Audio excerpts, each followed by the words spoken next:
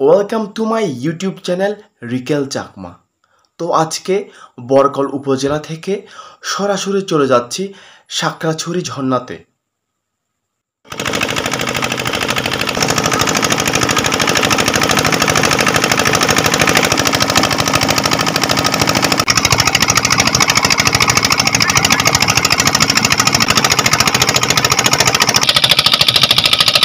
বহুত হত্যা করে লুঙ্গি দি যাতে এটা জুড়িছি কিন্তু মোর হিচু নয়, মুই যে বাজি হিচু কোনোরকম। বাবা সত্য নয় বুকু সিদিকি দিকি গুছি মুখর ভাঙে একবার জুড়ি পড়লে এনেকুৱা নতুন একে সেট সাজুরি পার কিন্তু ফোনানো নয়তো হয়ে যাবে কই সাজুরি পারলে হি হব দিয়েন ফোন আগে এই ফোন আনি হি মুই শুনে যে পারো। আমি বরকল উপজেলা তো নিকু সাকরাছড়ি ঝর্ণা ইচ্ছে শুনো ওর ঝর্ণা সজাতে সিগুনগুড়ি বোতান 12-14 জন উঠতে দে বোতানত দে আধা পথায় এতে বুকন এদিকে কি করাতে মোর হনি গিরি দে বাবা মনে হয়ে দেখে ভালো দলুং বাবা মুই যে দোরাং এনে এক কাজুরি দিক গেলে বোতান দোরাঙ্গে একরে পুরো বাহ এটা জুড়ে দে কিন্তু হিচ্ছু নয় যে বাজি হিচ্ছু বাবা সাকরাছড়ি ঝর্ণা বেলে সাকরাছড়ি ঝর্ণা উপজেলার তো নেইছে সাকরাছড়ি ঝর্ণার যে বাতে জেগাতা না গে শুধু আমার নখন বেরিয়ে গি ইকুয়ালতে আমি যেতে ঝর্ণা আনো শুধু ঝর্ণা আন বালক কোনো সোজাতে রসুনি দিয়া মানে ফানি ভরে দ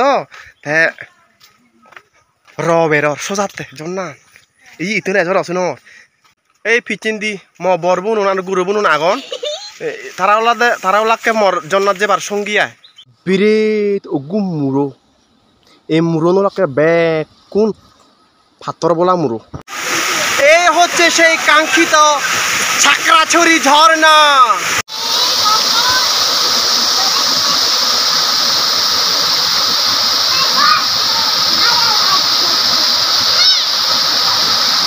সাকরাছড়ি ঝর্ণায় আসতে হলে মেইন ঘাট থেকে 5 থেকে 6 মিনিট লাগবে শুধু ঝর্ণায় আসতে, আর সেই ঝর্ণা থেকে মেইন ঝর্ণায় যেতে লাগবে 10 থেকে 15 মিনিট।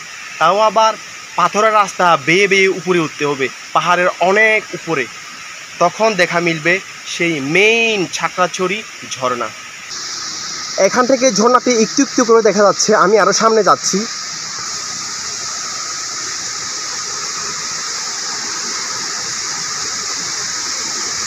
রাঙ্গামাটিতে যে এত সুন্দর ঝর্ণা আছে আমি এখানে না আসলে আমি জানতামই না।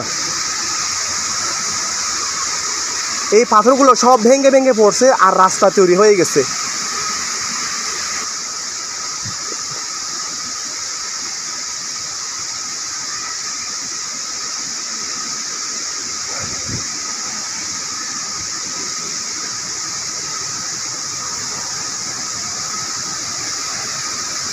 ওয়াও, ওই যে দূরে দেখা যাচ্ছে সেই বরকলের বিখ্যাত সাকরাছড়ি ঝর্ণা, অনেক সুন্দর। রাঙ্গামাটিতে যে এত সুন্দর ঝর্ণা আছে আমি এই ঝর্ণায় না আসলে আমি বুঝতেই পারতাম না। আপনারা সকলে আসুন এই ঝর্ণায়, ঝর্ণাটি অনেক সুন্দর। ওয়াও,